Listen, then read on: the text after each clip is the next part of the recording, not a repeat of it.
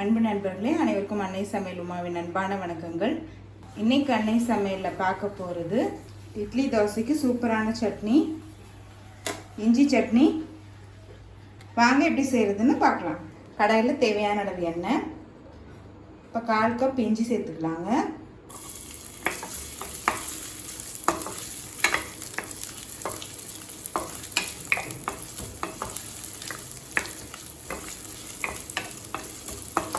இந்த சட்னியோட ஸ்பெஷலே இஞ்சி கொஞ்சம் அதிகமாக இருக்கிறது தாங்க. நீங்கள் விருப்பப்பட்டீங்கன்னா இஞ்சியோட அளவு கம்மியாக கூட பண்ணிக்கலாம். இப்படி எண்ணெயில் வதக்கிறதுனால இஞ்சியோட டேஸ்ட் கொஞ்சம் குறையும்.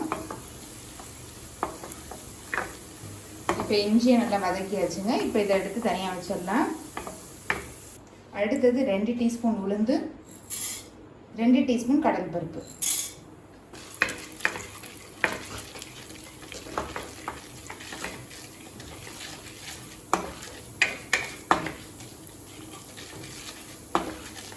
உளுந்து கடலைப்பருப்பு நல்லா கலர் மாற வரைக்கும் வறுத்துக்கலாங்க. அடுத்தது 8 காஞ்ச மிளகாய் சேர்த்துக்கலாம். நீங்கள் விருப்பப்பட்டீங்கன்னா கொஞ்சம் கம்மியாக கூட போட்டுக்கலாங்க.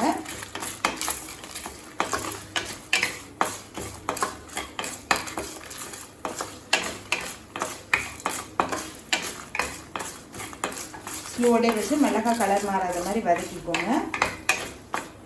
அடுத்தது கொஞ்சமாக வெங்காயம் சேர்த்துக்கலாம். இந்த சட்னி வெங்காயம் இல்லாமல் கூட பண்ணலாங்க. நான் கொஞ்சமாக டேஸ்ட்டுக்காக தான் சேர்க்குறேன். அடுத்தது கொஞ்சம் தக்காளி,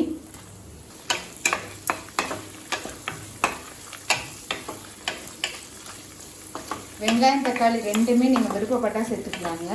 அது இல்லாமல் கூட நீங்கள் செய்யலாம். கொஞ்சம் புளி, கொஞ்சம் வெல்லம். வெல்லம் நீங்கள் விருப்பப்பட்டால் சேர்த்துக்கலாங்க. தேவையான அளவு உப்பு. இது கொஞ்சம் நேரம் ஆறின பிறகு வதக்கின இஞ்சியோடு சேர்த்து மிக்சியில் நைஸாக அரைச்சிக்கலாங்க. இப்போ மிக்சியில் எல்லாத்தையும் அரைச்சாச்சுங்க. இப்போ சட்னியை கடுகு, உளுந்து, கருவேப்பிலை போட்டு தாளிச்சிக்கலாம். இப்போ இஞ்சி சட்னி ரெடி ஆகிடுச்சுங்க. சர்வ் பண்ணிடலாம்.